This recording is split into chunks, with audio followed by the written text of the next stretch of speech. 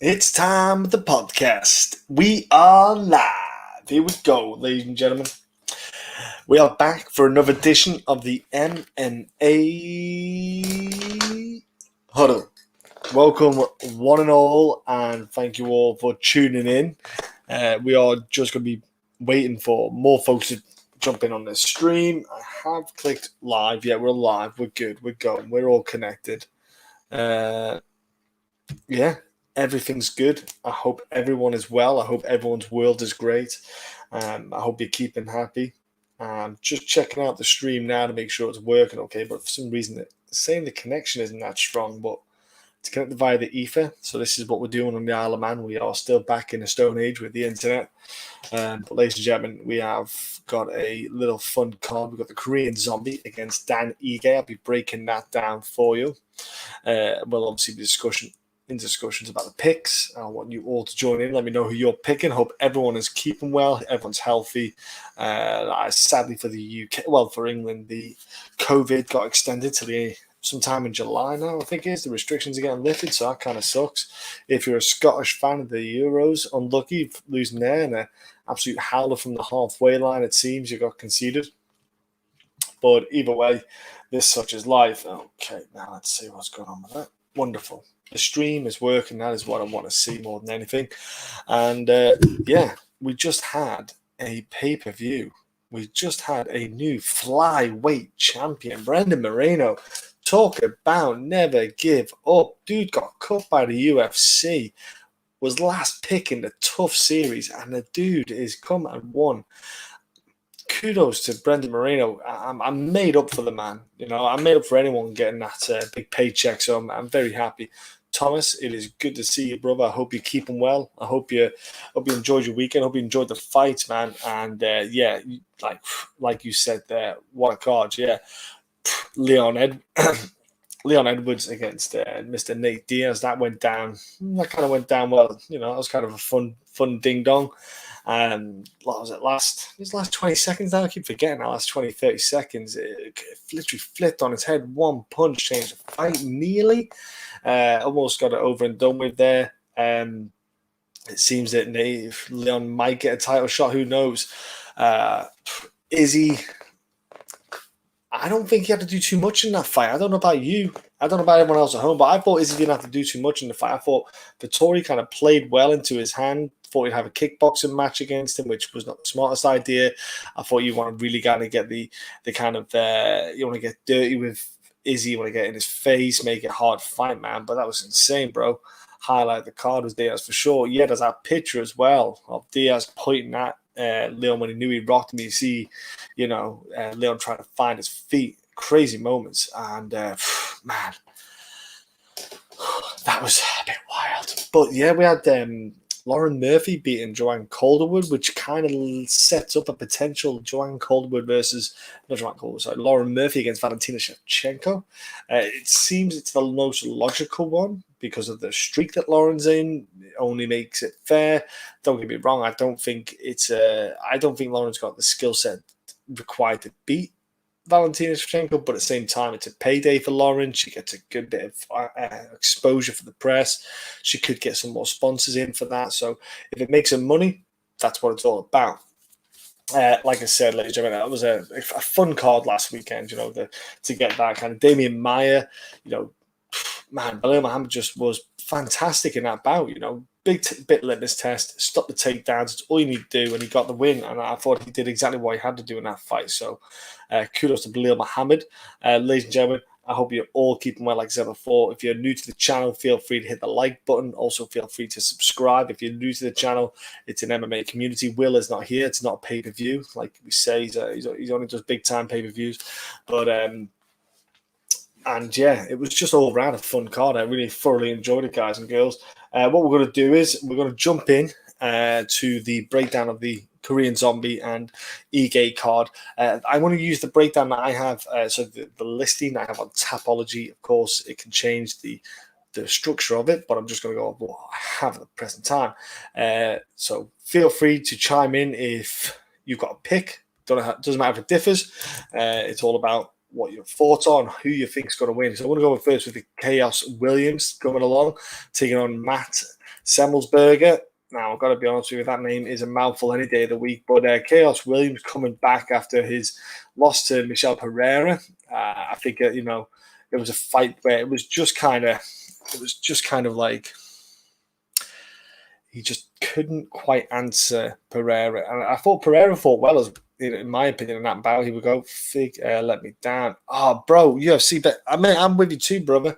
I figure Pereira win. I thought he was going to stop Moreno, because I thought in the first fight it looked like he was taking too many shots. Moreno, they adjusted. I take my hat off to them, but man, I was blown away, bro. I think a lot of people's bets kind of went away with Figueiredo winning, but Khaos Williams, man, he showed though what I liked about the Pereira fight was 3 rounds. He showed he had good 3 rounds in him, because if you look at before the UFC, he did have a decision win, but then after that, he came in 2 straight wins, 1 minute, 57 seconds in total. You're starting to wonder, right, okay, cool. You can't keep doing that every fight. The Pereira fight, he got a couple of good shots landed on Pereira, and in his own right, I thought he did well. The grappling exchanges. Matt Semelsberger, man, he just absolutely murked Jason Witt in that fight. It was the weirdest start, man. It didn't even look like a big right hand, but just straight down the pipe, landed clean, put down Witt, and he hit his head. Obviously, bounced his head off the mat, which in itself just kind of knocked him off a little bit, man. It was insane kind of stoppage for him, and a beautiful, beautiful way to get a win there. When he fought Colton Minus, I wasn't a big fan of Colton getting the UFC debut either way. Anyhow, I thought he did well in that fight. I thought overall he looked like a solid competitor. I just feel that in this bout, though, I feel Khaos Williams got a bit more firepower in his hands. I feel he's got probably the strength in the fight as well. I feel when it comes to like an exchange in the cage, the grappling, underhook battles, I think he'd be able to keep the fight on their feet. That's the word. I keep saying fight there. I think he can keep on the feet. Definitely Khaos Williams here. I can see him getting the striking in, starting to land those 1-2s, get those big heavy hands involved. I thought Matt might even bite down his gum shield and throw back in there, because he definitely is game for a scrap. But I think over time, over the 2, maybe second round stoppage there for Khaos Williams, I think it's a perfect kind of fight for him, but I'm definitely going Khaos in this one. I think he can get W. I think he can get a stoppage. So I'm big up on Khaos Williams for this one. I think he's got here we go, bro. Larry Hood, Korean Zombie all day long. Man, I can't. Hey, look, the main event I'll talk about, obviously, when we get there, but who does not love watching the Korean Zombie anyway? Larry, he is fun-filled entertainment, man. Williams should win. This Matthew isn't really hard at the striker. No, he isn't. I thought he caught Witt just at perfect timing. I think it was a perfect timing punch. Movement of Witt and the power. I just think it was unlucky for Jason Witt there. Thank you very much, Larry. I hope you're keeping well. I hope everything's going well in your world. I hope life is great with you. Next up we have is in the 155-pound division. Now, I do like this Shark Tank. I will always refer to it as the Shark Tank of the UFC. It's got more studs in there than a bloody... What's that? What's a stud? It's a stud is a horse, isn't it? Or whatever, breeding cow or something. But like this is just stacked with it. Like Ricky Glenn is taking on Joaquim Silva. Now, that to me is a stellar fight. Ricky Glenn... Man, he has been around the game for an extended long time. He's only 32, but he's had well over 30 fights. He's fought a plethora of guys outside of the UFC, earned his stripes. He came into the UFC. He's had a couple of wins. He's obviously had a couple of losses as well. But overall, he's a great all-rounder. He's got a good all-round skill set. Trained at Team Alpha Male for an extended period of time, learning and developing there. Joaquim Silva, dude, is just a bull. And he's so strong and powerful. And obviously, from if you haven't watched it from the Ultimate Fighter Brazil, did well in that one. Obviously, he lost eventually in there, but he held his own. I thought he looked great in that fight. Let's see, all this first strike, first minute KOs normally turn to nerves. I don't think you can take much up. Yeah, no, I'm with you too. I'm with you on that one. I'm with you on that, bro. But for me, Rick Glenn has got. He's got kind of comfortable striking. He's decent on the hands. He's got good longevity. He can last a good 3 minutes. He's got great cardio. His grappling's okay. I feel like obviously his striking is where his more dominant and superior kind of realm is. I think the height difference here might come into it. I think Rick Glenn might try to use the height for an advantage in the fight over Joaquim Silva, who's definitely more compact, shorter height. He's 5'4", 5'8", 6 foot, so it's like 4 odd inch reach height difference. So the reach difference, not much in it. It's about an inch or so. So you're not going to get too much in the distancing, but especially with the height, you can make a difference with your striking. Because Rick Glenn's going to have to punch downward, whereas Joaquim is going to definitely come over the right hands. You're going to see overhand left and overhand right is the kind of combination. I think if you're Joaquim Silva, you're going to come in and shoot for the body. Yeah, get some hooks to the body, get the guard down of Ricky Glenn, and then when you get that guard down, that's when like the double hook is a great combination. A good double left hook, one left hook to the body, and as those hands come down, you pop up left over the top. Great shot to go and get a stoppage there. So for me, power-wise, aggression, just sheer tenacity on him. Joaquim Silva is a ferocious man. I know we lost to Hazrat Hapras, which was a pretty rough loss, to be fair, but that was back in August. He's had close to a year off, plenty of time to recover, get himself back in the game. I think he should be okay here now. Obviously, I think back in August, bloody hell, what I'm on about was 2019. He's had a bit of time off. I think it's perfect little fight for him. I'm actually going with Joaquim Silva here. I think he's a solid all-rounder. I think he's got a bit more power. Long layoff, both. It is one to be careful of. It is one to look out for and skip on the time they've been off, bro. But for me, I just think Silva's just aggression can be a big factor in it. I think he's a tremendous little athlete. I like watching the dude fight anyway.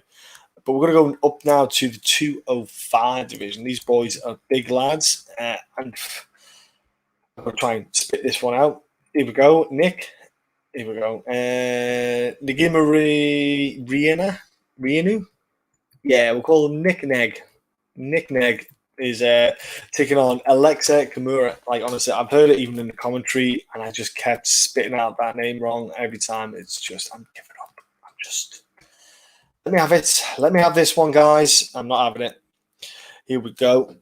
BP, good to have you in, man. Silva should roll here. Man, Silva's a good dude. Honestly, I like Silva as a fighter competitor. I think you're always going to get a good fight. You always get a good entertainment out of him. I think his striking is just pretty solid.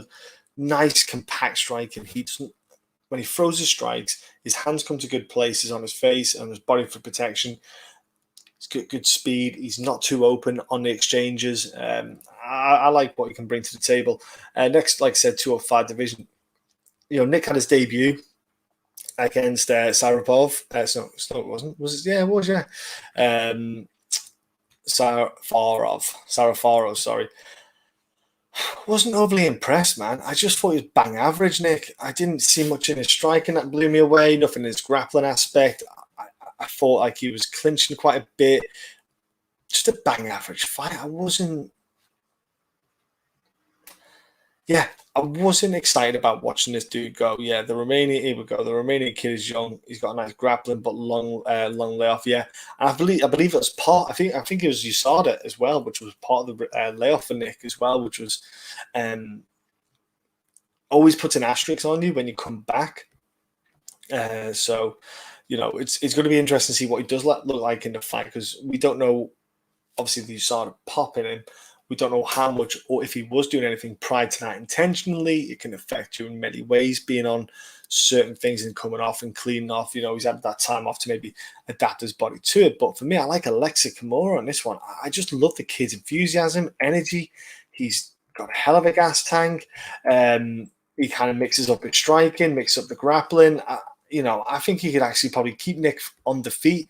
I think he could outwork Nick on this one as well. I think Aleksa's got a lot about his game. I think he's a fun kid to watch, a good addition in the weight class. I thought the William Knight fight was a tentative one. You have to be careful. William Knight was he hits you once and that's you done. So he was very cautious in that. Obviously lost the fight, but I think it's a learning curve for him against someone who is a power hitter. I'd like to see, because Aleksa is still learning. He's super young and he's super green, 6-1. Early days in his MMA career. Again, another guy's possibly brought into the UFC a bit too fast. I know we got the kind of flying knee finish with the ground and pound in his contender series. showcase there, which doesn't help sometimes in some aspects when you fight these guys. But for me, Justin Ledet win, sort of performance, Justin Ledet, like for some dude who's got good boxing, I thought he wasn't that great. But Aleksa here, I think he should outwork him. I think he should outwork Nick, especially because Nick's been off for that 3 years, especially guys at 205 pounds. It's a hard slog on 3 rounds. I think Aleksa should get a win here. So I'm going with decision win, man, especially cardio is going to be king in this one, big time. We've got a fun fight next, which when I looked at it, I was actually quite happy about it. 125-pound division here for the two girls coming in along. We've got here Lara Procópio against Casey O'Neill. Now, Casey O'Neill made the UFC debut, and she got the win, and it was a lovely little ground and pound against Shayna Dobson. Looked solid when she got to the second round there. Lara got a great win against Molly McCann. For me, to beat Molly McCann, you get her on the ground. I got to be honest with you. You're doing well. You know, I thought the Erosa fight was a good one. Good stand-up battle, back and forth, good violence. For me, Lara just dominated Molly on the ground there. Really aggressive on top. I thought she did solid with the takedown attempts. I thought all round Lara's great game was really good. I thought she got to come out of her shell a bit more after her debut against Erosa. And that was only a split decision loss as well that she lost, which I thought was an entertaining fight. For me, Casey O'Neill, the Shayna Dobson fight, don't get me wrong, I don't think beating or defeating Shayna Dobson is anything to write home about. I thought for Casey O'Neill, it's a great one to break her in, a great debut. I believe I think she's like got Scottish heritage, but she's Australian. I can't remember what the combination is. For me, though, Shayna Dobson was a good one to get your juices flowing. She wants ground and pound. Casey wants to get the fight to the ground. I think Lara here wouldn't mind the fight going to the ground, but if you're going to stand the two of them up, who's going to win the stand-up battle? That's the big factor here. Because I think that if one of them can get the dominance on the feet, they can definitely dictate if the fight's going to hit the mat, because they can start to put the wilt and the will upon their opponent. Watching Casey, I thought she looked at for me, looking at her videos and her fights when she's fought like on around the regional scene, I thought the kind of girls she fought were okay, but I'm not seeing enough yet of Casey O'Neill to know how she's going to deal with someone who's going to be so aggressive to her. You know, someone who's going to battle back when they go for the clinch game, when Casey wants to try and get you to the cage. She's got the overhook. She's trying to pull you down. Lara's in the same position. If she's got an underhook and an overhook battle going on, she is going to try and get you down to the ground too. So I think the pair of them are in a great position here. I think Lara faced much better competition, and her grappling should be enough to stop O'Neill grappling on the feet. I don't think O'Neill got any striking skills at all.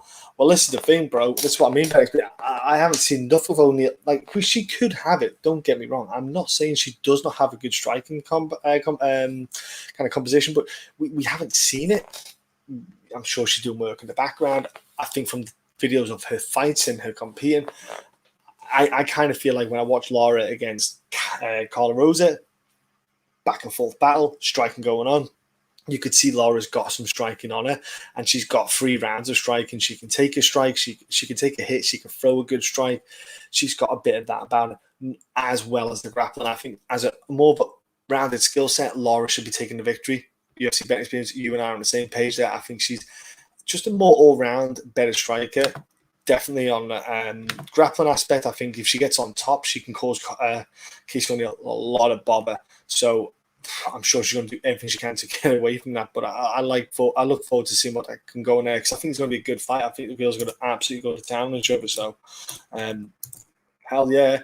And next up we have in the 145 division, it's Julian Erosa against Seung Choi. Now, I've got to be honest, I'll put my hands up, guys and girls.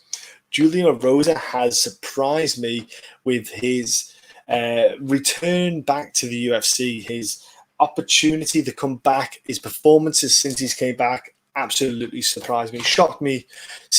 I'm still kind of shocked, because I kind of thought, man, I don't trust his chin. You know, I didn't trust his chin. I didn't trust how much he was getting hit. Sean Woodson got a Darce choke. Nate Landwehr, who is he's a walking punch bag, bless him. But he got the flying knee stoppage there.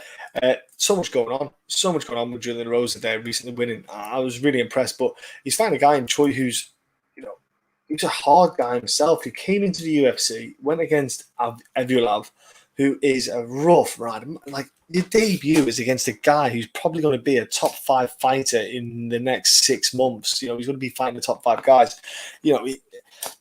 It's a hard day in the office when you get that for your debut. Don't get me wrong, I thought he did well in the performance. I thought he did good, but then he fought Gavin Tucker, who again is a hard guy to fight. 2 really well-rounded, higher-level ranked guys you go up against. You got Rear Naked Choke in the 3rd round, lost that, which is fair. Then he got put in to where I think he should have been starting, where I think he should have been making his debut to build himself up in the UFC. Suman Mokhtarian, he got a decision win. I thought that was the perfect fight for him. He had a few cancellations, bless him, but he got Yusuf Zalal, and he did a great performance there. Yusuf Zalal wants to run around. He wants to avoid punches, not grapple too much, and Choi just really was aggressive, closing the cage down, getting the strikes off when he had the chances, and he did fantastic. Choi by KO for me. Choi showed improvement in his grappling, but Erosa's sub is always live under the safe, and is the safest way on his fight. Now I'm with you on that one. I think Choi's chin is absolutely solid. Now, if you look at Nate Vandermeer, Landwehr. He hasn't got the greatest chin. If you watch his fights going back, not just this fight, before, outside the UFC, the dude has been rocked. He's done the chicken dance more times than I care to say. The dude is hittable. Sean Woodson, on the other hand, was an opportunistic Darce choke. Did superb to get it. I think Sean Woodson, if he kept on the feet and just kept striking, he would have absolutely walked away with the victory there. He could have got the finish, etc. For me, Choi seems calm, composed. He seems like his coaches have a game plan. They set this bar. They say, do this, and we'll win. And that's what he does. And you know what? I'm with you. UFC betting bro, I am with you, man. I think he gets the W. I think he's got a great game plan. He doesn't divert from it. I think Erosa might go for a couple of flying knees or something like that, try and throw everything off. But I think Choi's got the power, and he's just nice and aggressive, just constantly coming forward, putting you on the back foot, which is hard work if you're on the back foot. It's not easy to strike off the back foot. Not all people are good at doing it. I think he's definitely got this in him, man. So I'm with you too. I'm going all the way, all day long with Choi. This is probably the worst tape study I had to do. Like, man, honest to God, I'd rather have eaten the amount of pizzas I'd have to eat to get to the size that these guys are than have to watch this bloody tape study, but I did. Josh Parisian against Roque Martinez. It was, wow. Like, I mean, like, when you're not beating Parker Porter, it says a lot. Jeez, man. Like, Roque Martinez is just bloody awful, isn't he? Like, he's just a fat bastard. I don't, like, get in my belly. I want to eat you. That's all he is. I don't understand. Like, I think when he gets in the cage and he does these moves, he's still wobbling now. Like, low level, mate. The only thing low about them is the bloody bank account from all the food they buy, mate. That's the only thing low from them. Everything else is high. The cholesterol's high. The body fat's high. Everything else is high. Bloody hell, mate. It is rough. It is. So Roque Martinez, ladies and gentlemen, the best way to put it is a 170-pound fighter who just can't be bothered to do cardio. Like, the dude is 5'10". He's got a 72-inch reach. It's like looking at a tortoise. I mean, his little massive round body and his stumpy little arms. I don't understand. Man, he's bad, isn't he? Josh Parisian, like, he lost to Parker Porter in a oh gosh, I think after 3 minutes they were both exhausted, and man, it was just painful watching him swing. Like, he didn't even throw good strikes. It wasn't anything to write home about. Man, I can't believe I'm finishing a sentence about talking about this fight. Like, Roque Martinez could win the fight. He's got little bursts of punches that, as long as he's like Scrappy Doo, as long as you just keep him at the end of your punches, he's never going to hit you. I'll probably go Josh Parisian just because he has got the size, and I can play it can play a factor if you get the fight to the ground. 6'4", 9-inch reach. He's 7-inch reach advantage.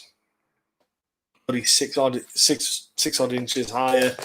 I think he'll probably actually try and get Roque Martinez to the ground and get on top of him, try and do some grappling, ground and pound. But yeah, either way, it's going to be. That's when you go and make yourself a cup of tea. Or if you're in the UK, a cup of coffee, I'll have a tea. But that's when you make yourself a sandwich, anything, eat a bloody Twinkie. Like I've got these here, like just eat a box of them and you look like Roque Martinez. They're in the UFC. These guys are in the UFC and they're getting paid 10 grand at least to fight. I mean, what else are you going to do? What's that? There you go. Look, there you are. That's the thing. Because I'm looking at the camera, it's all the way. Bit of Diaz love, ladies and gentlemen. Yeah, so that was, just awful MMA coming up. Just walk away from the TV screen. Just walk away, guys and girls.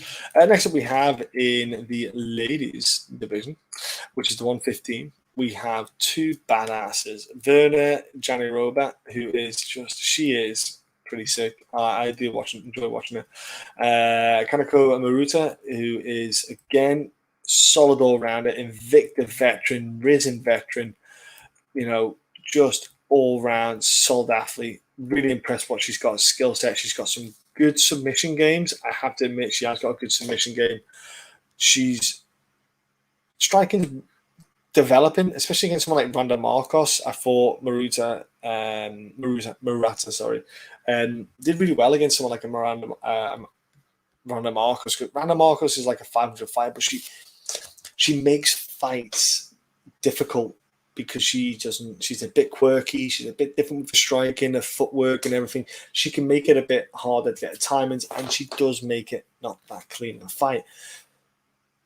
I thought as long as she sticks to the game plan, you'll win. I thought she did well there. I think here is one where she's got to avoid takedowns like the plague, because you've got a girl here who is an absolute savage. Like, I know Murata's got a submission win. This girl is a jiu-jitsu savage. She's won multiple titles, submission, grappling bouts. The Mackenzie Dern fight turned into a bit of a kickboxing bout, which I think we all expected it would do. Majority of the time, like, both of them were doing all right, to be fair, with their striking. The pair of them, they got an opportunity to use their striking in this fight. UFC Ben experience is annoyingly reading my mind and saying out loud. And that is the problem with Murata. And a lot of these kind of girls who fight on Invicta, some of them are 115ers, but they'll actually fight at 105, which is a division that they have. And a handful of the girls will try to go there. And if they get an opportunity to go to 115, £10 difference for them, they'll take it. It's not something I would suggest, but they do it. But I don't think there's a lot of size here. I think she's going to be overpowered. I think Virna's a strong grappler, powerful hitter as well. I think she can hurt Murata as well with her strikes. I think she can actually probably surprise her with the striking and then get the grappling exchanges in, get her against the cage, bully her a bit on the cage and get the grappling down. She's got 3 whole rounds to do it. I think you're going to see a nice solid either submission, like you say there, bro, or a decision win. Submission or decision all the way for Virna. I think she's got everything you need to get here, to get a W. I think she should come bouncing back. It's one of them ones where Murata will get wins in the she will get wins in the UFC. It'll just be against certain opponents will stylistically work well for her. But next up we have is a good fun fight at welterweight. You got Tim Means against Danny Roberts. Now, obviously being from across the pond, got a soft spot for Danny Roberts. Really, really great human being as well. And he's just a phenomenal dude to watch, man. Always brings it. Like, I remember when the Mike Perry fight him, in Manchester, watching that, and it was just sat there in the crowd, and it was almost like a deadly silence. It was because it was just blood everywhere. The pair of them were hitting each other, and the crowd was in on it from the first round. We were all in, and then as the rounds went on, it just sort of got a bit more quiet because we just kind of went, "Well, this is a bit. It's going like they're going that far." someone's got to give. You could hear them hitting each other. It was just blood and guts. It was crazy to watch, man. And yeah, I remember that. I remember talking there. 2016, 5 years ago, bloody no. Then we obviously went up to Glasgow where he got that win against Bobby Nash. I was talking to Danny Roberts at the Fight Hotel. I was just talking to him about the fight, obviously, and I was saying, I noticed on tape when I was doing the tape study of Bobby Nash, said, he's there for that left hand, isn't he? Southpaws wasn't his strongest suit. The left hand is there. You can bait him in, and he was saying that's what we've got planned for him, and he did it straight away. And when he knocked him out, I was looking at him and cheering with him, and it was a beautiful finish for him, man. But Danny Roberts' fight against Zealand. Great stoppage in the second round, absolutely starched him, and then he had another good performance again. Zawada was a good performance, a fun fight. The Claudio Silva armbar, he was winning the fight, man. He was pulling that back. He got caught by Claudio Silva, who's a legitimate jiu-jitsu practitioner, solid dude to go against, so you got to be careful when you fight anyone like that. Tim Means, on the other hand, I think he's going to be perfect. Tim Means is like Mike Perry. Mike Perry now beating him is not as big as it was. I'd say it wasn't as easy. It's easier to win now than it was a few years back. Staropoli, solid, good performance there after the loss to Daniel Rodriguez. But man, Tim Means is hittable. Danny Roberts is hittable. I think the pair of them, you're going to see a clinch game, quite a few bit clinching because Tim Means loves to throw the elbows, loves to throw knees. Danny Roberts, with training with Kamaru Usman, he's done. You can see his grappling develop tenfold with the clinching game, breaking up the clinches, everything going on. I love what he can do, man. It's really good to watch. I really like Tim Means here. Prop and under KO with Danny Roberts. I love the fact that Danny Roberts got great cardio. Tim Means shows that he can have a good output too in fights, man. They've both been stopped recently over the past few years, so they're both, both of them could pull us away. But then you look at the Belal Muhammad fight, look at the Sergio Moraes fight that Tim Means lost split decisions, and it seemed like he turned it around in his last couple of decisions. But man, Danny Roberts is a good boxer, man. He's got good hands. He can crack it hard. Man, I was kind of torn because I kind of thinking, right, think of your head, not your heart, but. Not much in the height, anything is like an inch in the reach and the height. I'm probably going to go Danny Roberts. UFC better experience, bro. I've got to be. Tim got the better boxing and Tim wrestling is enough to keep the fight where he wants to. I don't know if they'll go to the ground. See, that's the thing. I would be surprised if Tim tries to get that fight to the ground. I think Danny should hopefully be able to stop the fight, takedowns, get in there. But I'm going to pick Danny. Totally nothing to do. Having a soft spot for Danny there, bro. But I would pick Danny Roberts. I know. It's like Will picking Joanne Calderwood. You just got to accept it. Sometimes we don't. But I think Danny could. I'm stuck on. I was stuck on it anyway with the tape story. But I want to pick our boy Danny Roberts there. 135 division next, man. And what an opportunity this is for Davey Grant. Made up for the lad getting it. He got a big name finally, and I think after the performances had bouncing back. I think he kind of deserves it, because Davey Grant has had a rough time. 2013, last time he had a fight, and then he fought in 2016 against Marlon Vera, where he won the decision. Okay, kudos to him. Then he fought in 2016, got an armbar by Stasiak, which blew my head away. It was absolutely gut about it. Then he fought again 2 years later against Manny Bermudez. Lost that one as well, but then it just was bad luck. 2019, he came back finally. He got the bloody win, and then it was 2020. He's now, don't get me wrong, he's only fighting once every year there, fit on paper, but he's got a bit of a bounce, free on the trot. He's getting his rematch with Marlon Vera, who's just lost to Jose Aldo in a decision. I feel Marlon Vera had too much respect for Jose Aldo in that fight. I felt like he was giving Jose Aldo too much respect. He gave him too much room. He gave him too much time. Jose got some great shots, great boxing clinic there. Don't get me wrong. But I just feel like, what is that? Grant Open plus 275. Who is 275? How is that even doable?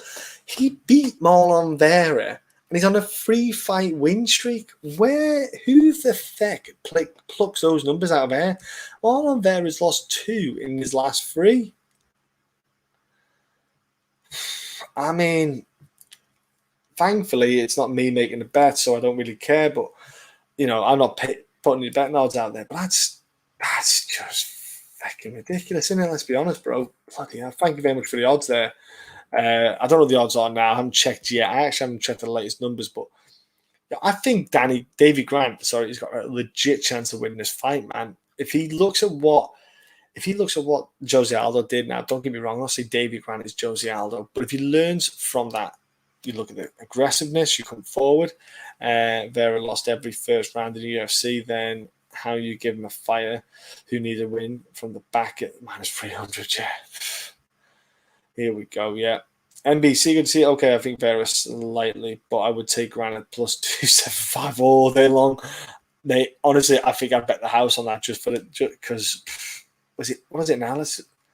Dude, it is still that kind of, you can get that on opening at plus 75, you can get it plus 200, plus 189, plus 190, plus 175. That is an actual plus 200 on Davey Grant still. That is insane. Grant has gotten confidence with his hands lately, yeah, and it's been thrown. He's getting timings well. I agree, Vera improve a bit more, but the line is wide. Yeah. But both of the guys have improved. Like that is the thing. Since obviously the last fought, they have improved a lot. The pair of them have done really well, and I think Marlon Vera has done a lot of work. And come on leaps and bounds. He's had quite a few fights since Davey Grant compared to David Grant's fight record, and he's lost to the likes of John Lineker, Douglas Andrade, he lost to Yodong, Arnaldo, but he's fought constantly, and he's constantly improving, constantly working on his game. And Marlon, for me, is a solid competitor. I just think now how Davey's got to manage the height and reach here, because when he fought Jonathan Martinez, Martin Day, and Popov, there wasn't too much of a height problem or height difference. Like Davey Grant's 5'8", 69-inch reach. When you've got someone like Marlon Vera, who's only 5'8", with a 70-inch reach, it's not too bad, the height difference. I thought Marlon Vera was well taller than that. Jesus Christ. He looked massive compared to Jose Aldo. But Davey Grant he's training with the likes of SBG. He's got Alex Emlin there helping him out. He's got a ton of guys helping him out in his camp, and he has improved leaps and bounds. Confidence is flying high. Can he land the strikes on Marlon Vera? Can he put Marlon back foot enough? I thought Marlon took a bit of a pasting from Jose Aldo on the bodies as well, but he held it well. Yeah, man, it's not an easy one to pick, because you got to look at it from this perspective. Davey Grant's kicking ass, and I think I picked against Davey Grant every time since he's come back. And look at that, man! Like when he stopped Jonathan Martinez, absolutely deaded him. Vera by submission is a good head spot. Okay. Yeah, like a triangle. Yeah, because especially if we go to Marlon's guard, he can be a bit dangerous from there. And he's a dangerous opponent to fight. He is, especially off his back. He's always moving. I might go with Marlon Vera because he is so active with his strikes, the kicks that he throws. I think Davey Grant's got good hands. Don't get me wrong, he can throw some kicks, but Marlon Vera does throw good kicks. I'm not sold on Marlon 100% in the fight. I think there's a bit there for Marlon to get his teeth chewing into here, to get a revenge fight, get a win there, walk away, with that W, get himself back in the win column. But I wouldn't be too shocked, man, if we see Davey get a win, like a decision win next. I think the two of them might go to war. We're going to go up now in the middleweight division. We have Bruno Silva against Wellington Turman. Now, Bruno Silva hasn't fought for a while. He hasn't fought since 2018. That's because he was a naughty boy. Failed drug test. So that's a while. Like that's 2.5 years you've not been fighting for. Not what you want ideally before you go and make your UFC debut, is be out for 2.5 years and out the game. Now, Wellington Turman absolutely got mushed and deaded by Andrew Sanchez. Andrew Sanchez knocked you flat out. Andrew Sanchez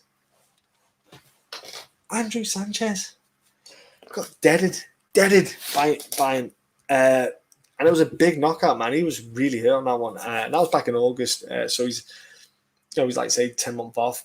Good period to recover. He was meant to fight, weirdly enough, he was going to fight Sean Strickland, and he was going to fight in February. So he's going to have a couple of fights since then. I think it was the best thing for him. Turman tested positive for COVID, and he withdrew. Like, honestly, I think that would have been the worst thing for his career. Oh, Daniel Edwards in the house. How you doing, my friend? This fight has come down after Aldo fight. Yeah, maybe Marlon sleeps on Davey. I don't think so, because they fought before, Daniel. I think because they fought before, man. Davey's got the win on you, so he's beating you. So you can't sleep on someone who's also deaded two people in his last couple of fights. So I think if Davey got two decision wins prior to that, you might have looked past it a little bit. But the fact that he slept them, you can't be doing it. That sleep on Grant, he's lost to him before. Yeah, I think it's got to be in your head, hasn't it? You lose to him, you got to. It probably puts a little bit more in your training camp, if I'm honest with you. It puts a little bit more in your kicks and your punches and your chokes, everything. You probably have a little bit more of an edge because you want that W. I think if Sean O'Malley got the rematch with Marlon Vera, again, I think Marlon would have a bit of a battle here, because I think O'Malley would be going hell bent to stop him and finish him and absolutely school him in the first round. Different subject, different matter, Sean O'Malley. But yeah, for me, this one, Wellington Turman, he has got to be getting his fight to the ground, man. The dude, man, he took a bloody whack there. Bruno Silva, he's all about the hands, all about those hands. Now, don't get me wrong, he can grab you and throw you to the ground and get a bit of grappling exchange and going down, which is good. I enjoyed what I saw in the fight on M1 Challenge, if you've ever watched it. Alexander Shalemenko, being freaking, I want to say a legend. No, do you know what he is? You know what? Alexander Shalemenko is a bit of a legend. If you've not watched outside of the UFC, like, the dude was a consistent badass. Like, the dude has got an insane record. And I mean an insane record. The dude's 37, he's 60-13. He's fought on, and he's fought David Branch as well outside the UFC. He's fought a host of names. Bellator for the longest time had the belt there. Fought monsters after monsters. So he is a bad man. And I've got a lot of time for Shalemenko. I think that it was a good win stopping him. I thought, you've got good hands. I think Wellington's going to have a tough time here, even with his time off, man. Just my 2 cents. My friend, I hope you're well. I hope things are great with you, man. It's good to see you, brother. Bro, I'm doing great. How is your world, man? I hope everything's going super duper with you. As you can see in the back, a bit of Diaz love in the house after the cheeky little Leon Edwards moment. Now, I might actually paint my own kind of fighter poster one day. I've been thinking about doing Chuck Liddell. Do you know when Chuck Liddell beat Tito Ortiz and he had that roar in the cage? It's just like a classic moment. It's something I've been thinking about painting myself, but I don't know what it looked like. It'll probably look like I've drank about a litre bottle of vodka and tried to paint something. But anyway, look, for me, Bruno Silva, he's had 2.5 years off. I think it's the perfect fight for him, Turman. I think Turman's exposed himself on the feet a bit with the hands. I thought he did that as well against Carl Robertson, who was a better striker all round. I thought that if Wellington can get you against the cage and grapple you and get you down to the ground, he's got a bit of a better chance. But I've not been too impressed by what Wellington's going to bring to the table, man. I think if you're fighting Bruno Silva, Wellington's got one way to win it. Grind him for 3 rounds. He's been out for that long. You can hopefully tire him out, get the punches, arms weak, tire him out a little bit. But I've got to be honest, guys and girls, I just don't see that happening. I think that it's going to be a Silva win big time. I think he's going to get the W. He'll probably sleep Turman. He's probably going to get a nice little finish there. So unlucky sunshine. We're going to go to the 170 pound division. I'm looking forward to this one. We've got Matt Brown against Dhiego Lima. Now, I love Matt Brown. No matter what age he is, I think he's about 622 now. Now he's about 40. But he's old as shit in terms of, your peak. Definitely past his peak, Matt Brown. Get this, Matt Brown is nearly a 500 fighter. He's 22-18. 22-18. man. And he did retire for about 2 weeks, and then came back. Dhiego Lima. I'm gonna be honest. I kind of wrote Dhiego Lima off after the Ultimate Fighter. I kind of thought the dude after he lost 2 in a row. I thought, man, he's not going to do much else. Chad Lapice win. Then he had the Court McGee win and the Luke Jimu win. Solid wins. I thought Belil was a bit of a step up. Nearly 2 years out, and then he gets Belil Muhammad. I thought that was a freaking step up. Dhiego Lima's okay, but he ain't good as Belil Muhammad. And as we saw, Belil's just defeated Damian Maia. So yeah, that just come on now, son. Now Matt Brown still got pop in his hands. He's still strong as shit. He does like crazy training sessions. He's got go 3 rounds hard if you can. Carlos Condit fight was okay. You're looking at a very different Carlos Condit as well these days. Nowhere near the vicious kind of guy that he was. Miguel Bezir absolutely starched him. He got the better of him in the first round, but then this is what I think. For me, if I'm Dhiego Lima, I've just got to get out that first round. I've just got to beat him on that first round. If I can beat that first round, I'm in. If Brown win here, he will beat both brothers. That is crazy. That is crazy. And you know what? That's something to have, isn't it? Man, that'd be good. That's a good thing to have on your record, bro. Beating both of the Lima brothers. Man, that is nuts. Is he? No, when did he beat him then? Bloody hell, Rio. Chris Lyle. Jeez, look at these names he's put. Douglas Lima, back in the International Sports Combat Federation in 2007. Bloody Nora. That is hilarious. He's been fighting since 2005 on the professional scene. He's had 2 amateur fights, Matt Brown. To be fair, back then he didn't really do much amateur, and straight into the pro ranks. That's what I found as well.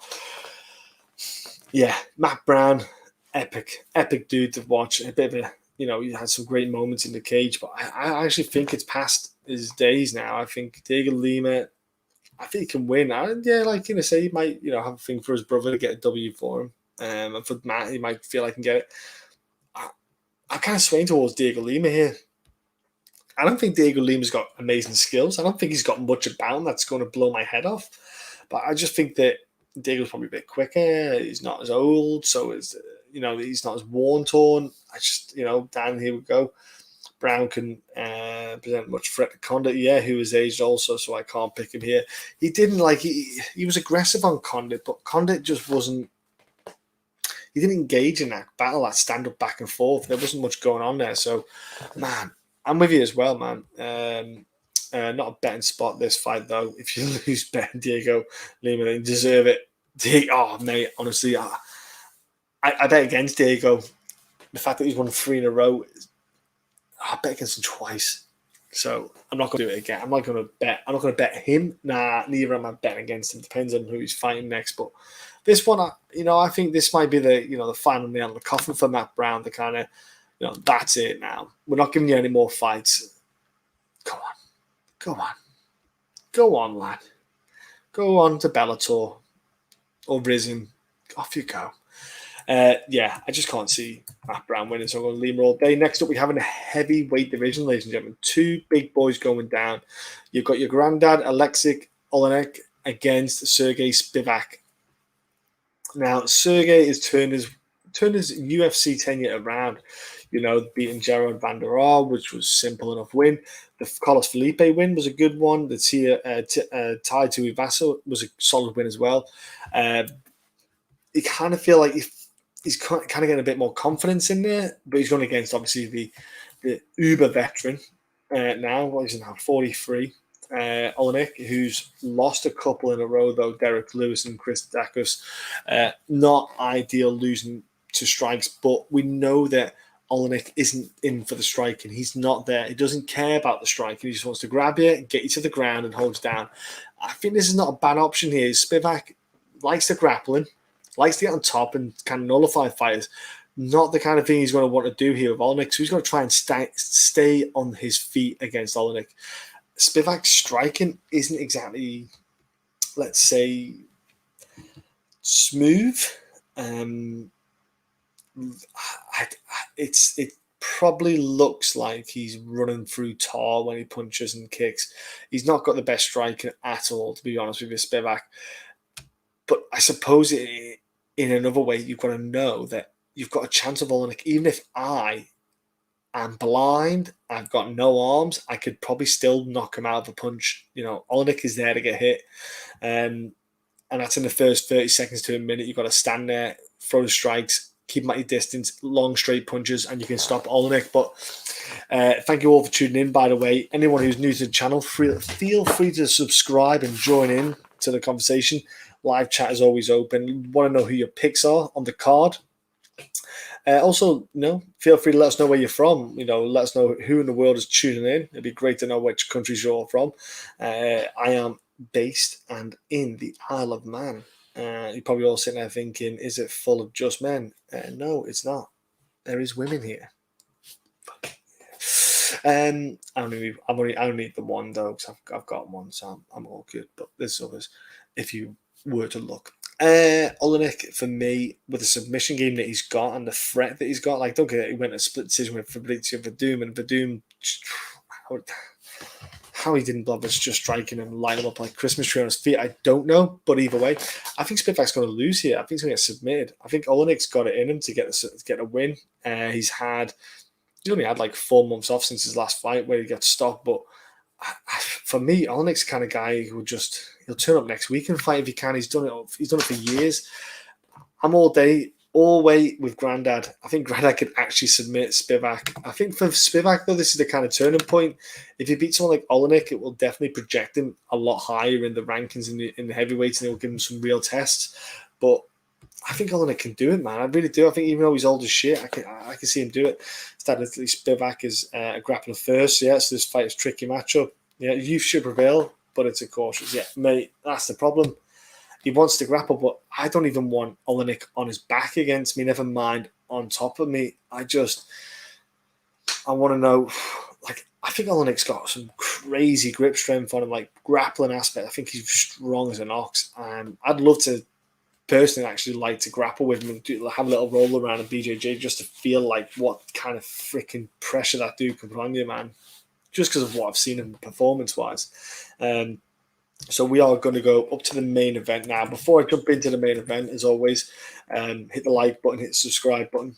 Everyone who tunes in, grateful for all of you. I wish you all well in the world. But if you are involved in the stock market and the AMC and GME kind of craze going on, if you are an ape and you're holding tight with your diamond hands, keep holding strong, okay?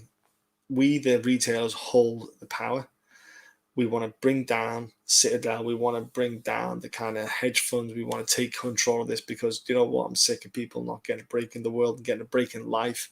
And this is an opportunity for people to have a better life and a better future, not just for themselves, but for their kids and their kids after that. So more power to you. If you're involved, feel free to comment. Feel free to join in. But, I'm in. I'm all in, guys. So, and girls who all tune in. Fading the old timer for the most part on this card. Yeah. Old timers do get looked past sometimes, bro, don't they, man? I'm actually picking the old timer for this one. I'll pick the old timer for this one. I won't pick it for Dhiego or Matt Brown. Definitely not, man. David Grant, 35, 35 years old. That's kind of pushing it, isn't it, for 35 division? So you kind of could put him as that. But yeah, we've got the main event now. And look, Dhiego, Korean Zombie. Korean Zombie's been one of the top 5 guys in the division for a crazy amount of time. Man, he's been WEC smashing it there. UFC had insane bouts, like Hominick, the Poirier fight, Josie Aldo, Dennis Bermudez, bloody obviously the most recent incidences that people can pick up as Yair Rodriguez and Brian Ortega. Now, those are the 2 losses. You look at when he stopped Frankie Edgar, he stopped Moicano. You can't look past the Zombie now. Dhiego, he is a guy who's not outclassed by Calvin Qatar. Simple as that. Just could not deal with what the length and the reach and everything about, man. And he did well in that fight. And I thought, like, Calvin did a great fight, great stylistic matchup. Deaded Gavin Tucker. Deaded him. What was that? Like, it was crazy. Just this right hand absolutely messed up Gavin Tucker. He's fighting a Korean Zombie who, by name, takes a hit. Now, he does get hit a bit too much for my liking. You know, like you say in the Brian Ortega fight, he got elbowed again, spin elbowed, and he got knocked on his backside again. Brian Ortega looked phenomenal in that fight. Looked absolutely superb. You know, different kind of animal, Brian Ortega. I think that loss to Holloway was a big, huge factor for him changing his style as a fighter and his mindset. But Dan Ige, he's got another bite of the cherry. You know, for him, he lost that fight to Calvin, and he would have gotten up into that upper echelon, the 145 division, would have gotten the bigger fights. And now he's getting a guy like Korean Zombie, who's, you know, been around for a while. He's losing to the top dogs, but sticking around at, you know, against the Edgars and the Moicanos and etc. But, you know, when he comes up against like your Aldos, your Rodriguez, sorry, and your Ortega's, he's falling short. So, you know, you've got your tiers, you've got your ranks, you've got your kind of progressions. This here is another test for Ige. If he gets the win, he gets to go and push on against really higher level guys in that division. If he falls short, he'll be stuck around the top 15, fighting the kind of up-and-comers potentially himself, you know. So he's got to be careful here, thinking about taking the Zombie here. A bit of a step down in competition for Chan. Yeah, it is. Ortega and Ige aren't on the same level. No, I agree with you 100%, brother. Zombie is the better striker of the two, and Ige grappling won't be any help here. That's it, and we've got to admit, like, he's got good takedown defense. Korean Zombie, he's got good cardio, he's got good striking, as we all know. He has got good hands. Ige's definitely going to be having to stand up for a bit and throw some strikes. It's a 5-round fight, which is a huge, big thing there. I think that when we saw the Calvin Cutter fight, 5 rounds there was hard work. He fought Edson Barboza split decision, the Mirsad Bektic split decision. You know, when you're getting up in those upper echelons, those split decisions tend to sometimes not go your way eventually, and you start to fall short due to the height difference and Zombie being higher level. I'll edge Zombie for the win. Well, I haven't even touched on the height and reach advantages here. So you got Korean Zombie, who's 5'7" with a 72-inch reach, and Dan Ige, 5'7", 71-inch reach. Now, the thing with Dan Ige is, he, like I say, he's not a striker. He's quite compact. He keeps everything quite tight. He could knock him out. Anyone can knock anyone out any day. Anyone can do anything. Ige doesn't do well against the taller guys that are ranked. I think Ige's got a tough fight. I think he needs to get a fight down early to try and kind of get some grappling dominance here in the first couple of rounds. Maybe go for a submission and get a win there. For me, I think that if he doesn't, he's going to be up against the cage circling quite a lot, and you're going to have the Zombie just kind of put the pressure on, backing onto the cage, throwing the strikes. When if I'm Ige, I want to do the other way around, so I can put the pressure to get you on the cage, to get you down to the ground, and keep the fight tighter. I just think you're going to have a lot more veteran savvy Korean Zombie here getting the win. Could stop Dan Ige, 100%. He could stop him. I'll go for a decision. I think Ige might be able to tough it out a bit. I think he'd be bloodied up, but I'm going to go Korean Zombie decision win. I think he should be able to put like a veteran style performance in here. Really show his class, show that he's more of like the elite kind of level of 145s. And when you fight someone like that, where, you know, if the likes the Korean Zombie's a guy like, you know, Arnold Allen would be a fantastic one there. But, you know, I don't know what the future holds, but that would be like a fantastic matchup for Arnold Allen again. But yeah, I'm probably going to be the same here with the Korean Zombie. I just think overall, he is an all-round higher level. Fought stronger guys on the grappling aspects with Brian Ortega. On the striking, he's fought the likes of Jose Aldo. So that's the picks on that one, bro. I'm with you guys on that. I think Iggy's got a hard day in the office, man. But we're going to go to the betting side of things. Like we said, that Davey Grant kind of odds kind of tickle things off there. Let me jump on to what I have here. So we've got here straight away. So, picking between Lara and Casey, like, you know, you got like minus 110. So for me, you know, I think that I'm kind of going with Lara on this one. I think if you could get Lara straight at minus 110, that's a good straight bet. Rick Glenn, minus 120. Joaquim is minus one. So to pick him 110, that's a pick him again, straight bet. Silva, I think you're getting good money there. Good day in the office. Martinez and Parisian. Gosh, what's that? Martinez is like a plus 110. Parisian's like a minus 130. I'd stay away like that, like the plague. Oh, honestly, God, I'd rather get COVID than put money on that. Erosa against Woo. Here we go. Let's see here. What's he got? Choi's minus 135. Erosa's minus 120. Again, these are not bad odds on this fight card. Honestly, I like these odds that we've got here, guys and girls. Virna against Murata. So you got Murata is plus 115. Virna minus 145. I look at straight betting. Vera on a sub. I'd go for sub inside the distance. That is a very good odds you probably get there. Definitely look into that one. I'd probably go for a prop bet rather than a straight bet. You got Matt Brown is plus 130, 140. Dhiego Lima minus 170. I'm kind of heavy on Dhiego Lima here, but I'd probably stay away from that. Definitely stay away. Bruno Silva is minus 160 and Turman is plus 120. Again, I would go inside the distance with Silva for a knockout. It's another prop bet. Now, if you like to parlay stuff, a parlay inside the distance for both Silva and Virna could get you some really good numbers there. Davey Grant, wow, like we said before, crazy, like a plus 200. Vera is minus 200. Like, I think that's a...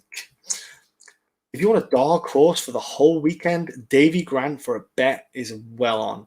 Don't have to put a lot on, but plus 200, it's impossible to ignore those kind of numbers jumping around there. Tim Means, on the other hand, he's minus 175. Danny Roberts is plus 165. Again, I'm kind of thinking those are good numbers for Danny Roberts too. Is it kind of like a little random little cheeky side bet? Nothing big. Go small, little cheeky side bet. You can make yourself some money on that one. I like that too. Oleinik is plus 200 and Spivak is minus 230. Honestly, I would go look at Oleinik's odds for an inside distance submission. I'd go for that because I think with him being plus 230, the odds are going to be there for the submission win. Money's in the bank. Go for it. Finally, it's a pick 'em for the main event for the Korean Zombie. Again, straight bet. Korean Zombie, good money. That's a minus 110. That's great odds, guys. So I'd be all over that, man. Tim Means, here we go, is my biggest bet so far this week. Oh, bro, look, nothing wrong with going Tim Means. Absolutely nothing wrong with that. I'm just saying, I think because Danny Roberts is quite high odds, I think for a cheeky little side bet, a couple of quid here, a couple of quid there. I don't think that's too bad going for Davey Roberts and Danny Roberts is a quick little bet. Bit of fun. I don't think it's like that. I'm thinking I'll find a fight. I feel really confident in a parlay it with Davey Grant win just in case he pulls it off. NBC, that's a great idea, bro. Great idea because you're immediately going to get insane odds with Davey Grant. So with the parlay and you're going to throw it up there even further, why not? I like it. I think Davey Grant's a good, fun one this weekend as a dark horse bet. He's got confidence in his hands. He could do it. There's nothing to say he can pull off. He's done it before against Marlon Vera, so there's no reason why no one should write him off now. I think he can 100% do it. I'm in with that. I might even look at having a little flutter tonight. I have a little flutter tonight for those odds. For those odds change for everyone else gets on the Davey Grant train with a little couple of cheeky bets. But I think I'd pick Vera, but I think for the betting side of things, you would definitely go for the Grand side. Look, guys and girls, I've had a great time doing this. Thank you all, as always, for coming on, joining the conversation, because you guys make what this community is, and you make the MMA Huddle. You guys chiming in, you guys talking, joining the conversation, all joining together. It means a lot to me, means a lot to Will. I know he's not with me live, but obviously when he does check in and look at this, and he loves seeing all the interaction. So honestly, guys and girls, look after yourselves, enjoy the fight, bet responsibly. If you're part of the Ape Nation with the AMC stock, keep those diamond hands. Trust me, hold, and hold. All right. And have a great week. I want to enjoy the fights. I want to enjoy the rest of my week. I want to tape study for the next card starting tomorrow. It never ends. But I'll see you all soon, guys and girls.